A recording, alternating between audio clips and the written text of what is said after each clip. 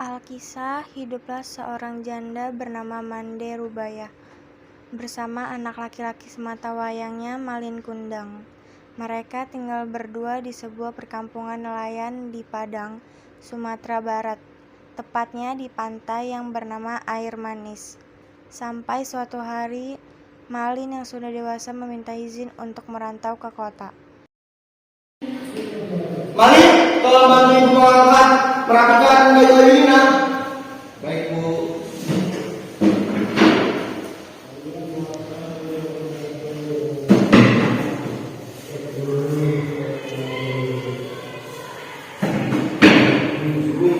Aku ingin berbicara ini. Berbicara? Aku ingin merantau. Oh yakin, Pak? Ibu bukan tidak mengizinkan, tapi ibu khawatir ada orang di sana. Ini kesempatan satu kali yang selalu tentu tahun depan apa akan bergerak di sini, Bu. Baiklah, jika ibu mau kamu, ibu akan mengizinkan kamu. Tapi ibu syaratnya kamu mau berhati-hati saya ya. Ibu akan selalu menunggu kamu di sini. Setelah itu, Malin pun pergi meninggalkan ibunya sendirian di kampung halaman. Waktu berjalan kian lambat bagi Mande setelah kepergian sang putra. Tak henti-hentinya ia memandangi lautan sembari menanti kepulangan anaknya.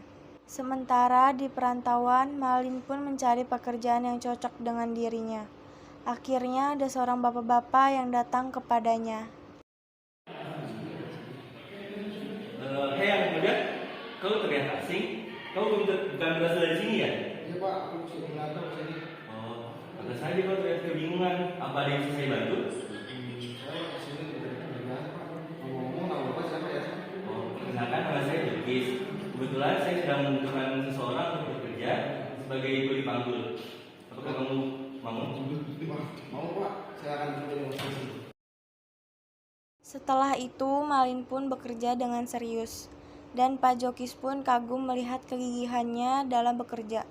Karena kegigihannya Malin dalam bekerja, Pak Jokis ingin mengenalkan anak perempuannya dengan Malin. Hei Malin, kemarilah. Sebenarnya saya ingin berbicara sama kamu. Saya ingin memperkenalkan anak saya, Zainab. Perkenalkan, ini anak saya, namanya Zainab. Saya berencana ingin menikahkan dia dengan kamu. Aku kok serius ingin menikahi saya dengan anak Bapak? Ya, insya Allah saya serahkan semuanya kepada kamu ya. Ya, baik, Pak. Lalu Malin dan Zainab pun menikah tanpa sepengetahuan ibu Malin. Tak terasa tahun demi tahun berlalu. Tubuh Mande kian rentak, jalannya pun mulai terbungkuk-bungkuk. Namun ia tetap tak kenal lelah menanti kabar dari putra tercintanya. Hingga akhirnya pada suatu hari datanglah kabar dari seorang nahkoda yang dulu mengantar Malin pergi merantau. Para awak kapal tersebut mengatakan bahwa Malin kini telah sukses dan menikah. Ayo, itu dia kayak kita beritahu. Mande, tahu kan kalau anakmu jadi telah menikah dengan seorang gadis cantik yang sangat kaya ya? Bagaimana kalian tahu hal tersebut? Karena berita itu sudah tersebar luaskan di seluruh desa ini. Namun tampaknya kabar bahagia tersebut tak cukup untuk mengobati kerinduan Mande pada Malin. Tetap saja ia merasa pilu dan berharap bisa melihat putranya kembali suatu hari nanti. Doa Mande agar Malin pulang akhirnya terjawab.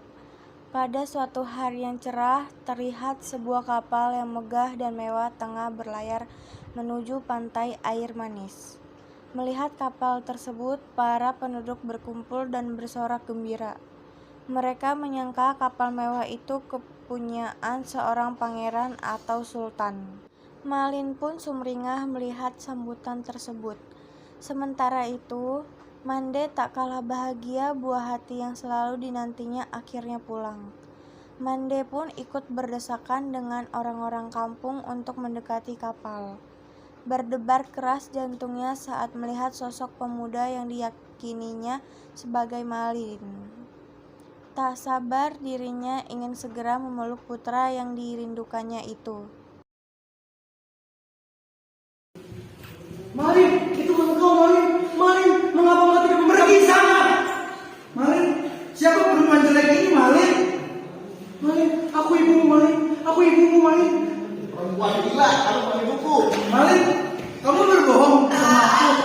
Kamu bilang perempuan ini, kamu bilang ibumu ini dari keluarga bangsawan. Siapa Malin? Jelaskan kepada aku, Malin. Dia bukan ibuku. Aku percaya padamu, Malin. Engkau telah besar dia. Mendapat perlakuan kasar seperti itu, Mande hanya bisa terkapar dan menangis. Hatinya sangat sakit hingga ia pun jatuh pingsan. Sementara itu, orang-orang yang menyaksikan kejadian tersebut hanya bisa tercengang, lantas pulang ke rumahnya masing-masing. Setelah beberapa saat, Mande pun tersadar sendiri pantai sudah sepi dan anaknya sudah pergi. Hanya kapal mewahnya yang masih terlihat dari kejauhan. Semakin sakit dan perih hati Mande Rubaya. Dengan hati yang pilu, ia pun mengangkat tangannya dan berdoa, Ya Tuhan, jika memang dia bukan anakku, maafkanlah perbuatan tadi. Tapi jika ia anakku yang bernama Malin Kundang, maka aku minta keadilan padamu ya Tuhan. Kutuklah ia ya Tuhan, kutuklah ia menjadi batu.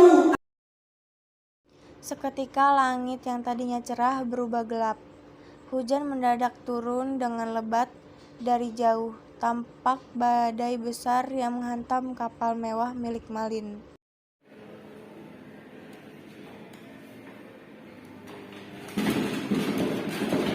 Malin, kenapa kalau kita seperti ini, Malin? Tuhan, maafkan ya Tuhan. Malin berbuat pada ibuku.